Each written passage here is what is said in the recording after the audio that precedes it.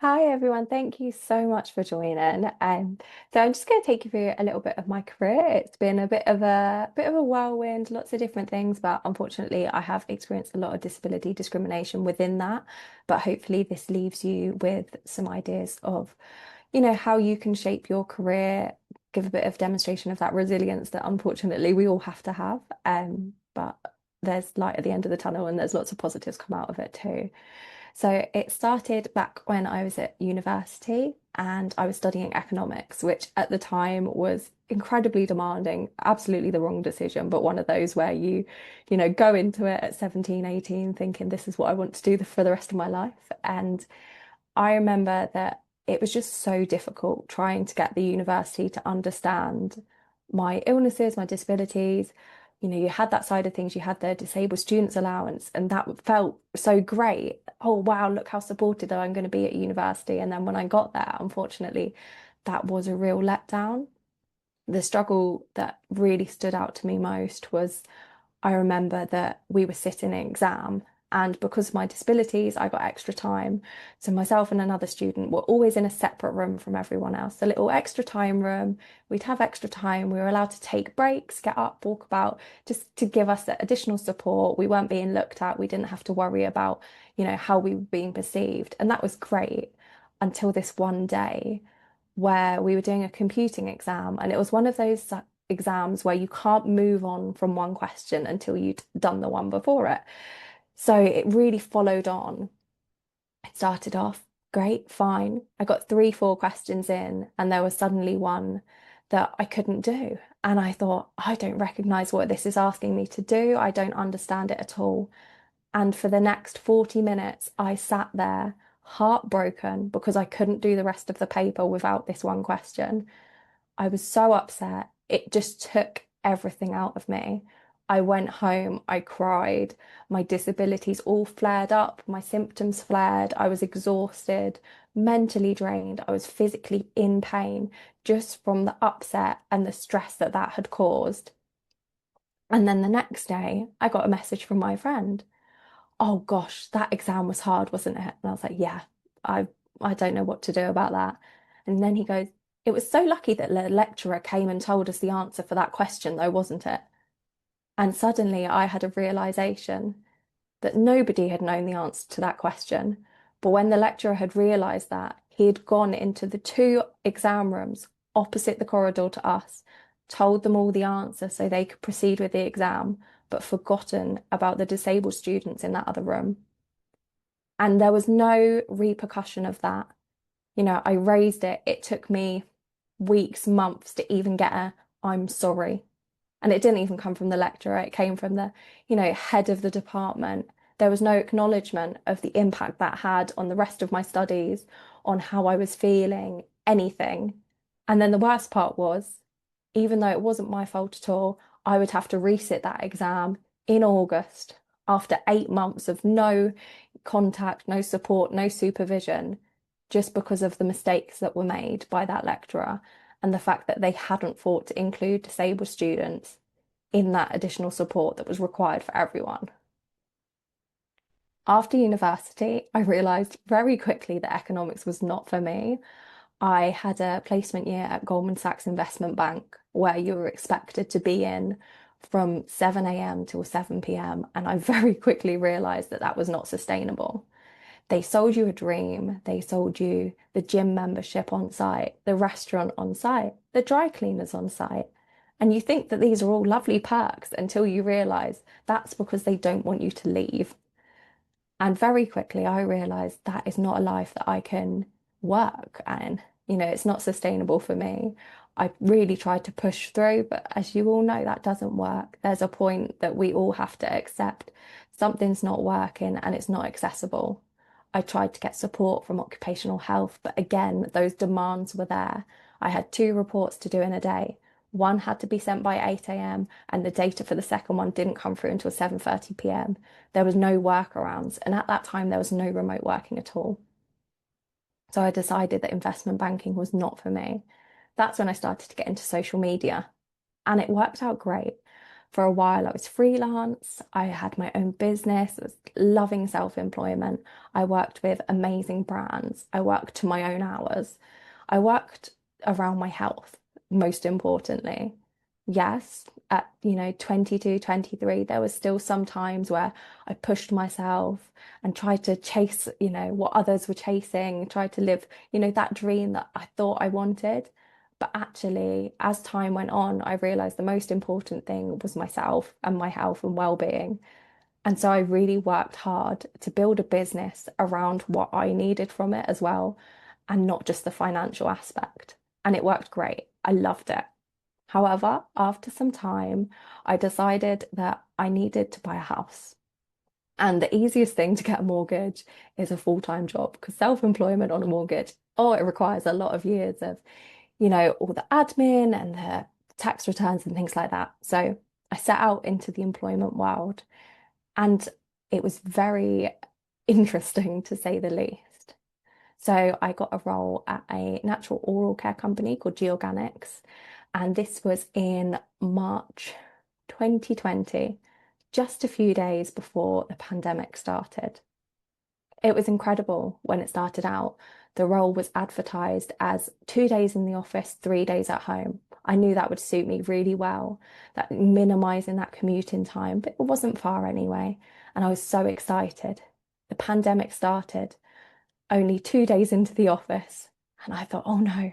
But incredibly, the founder was supportive. We had a business model that could run despite the pandemic.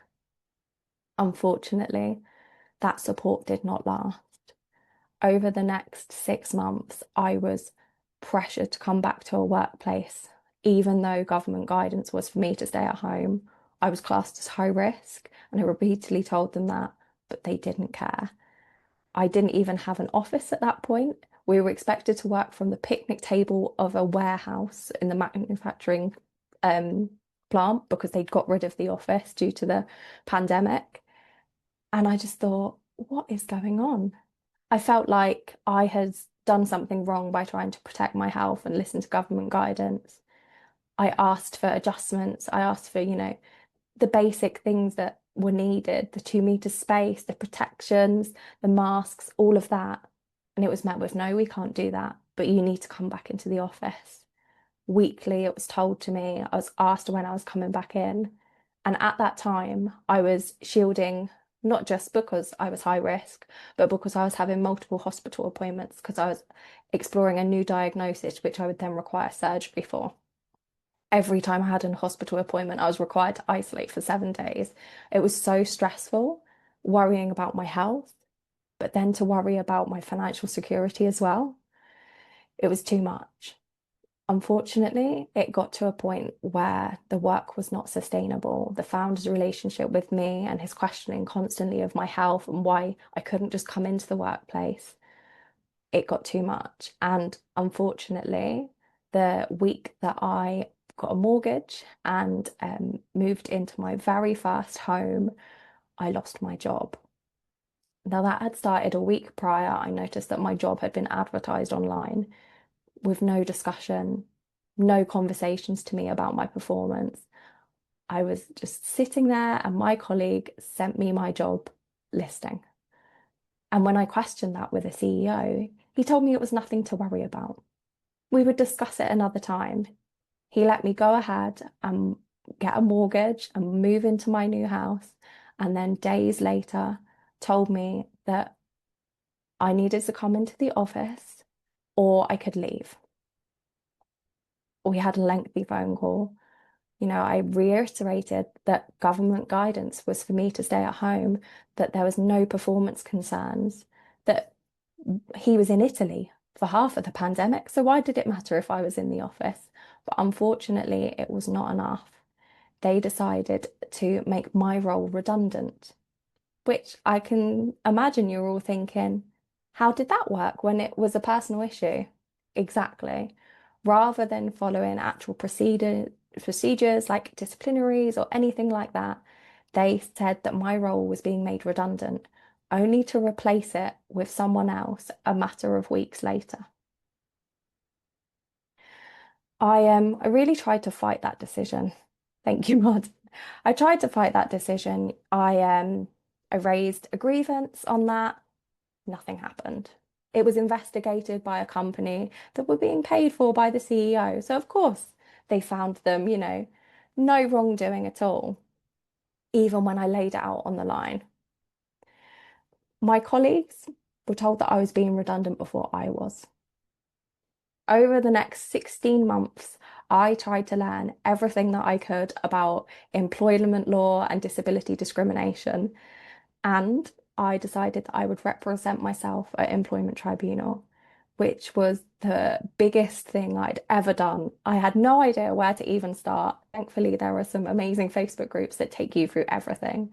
I had to write a witness statement, prepare a bundle of evidence, and prepare a cross-examination, trying to understand the tribunal process whilst also processing how that felt for me to lose my job because of my disabilities and trying to get a new job, all in the midst of pandemic.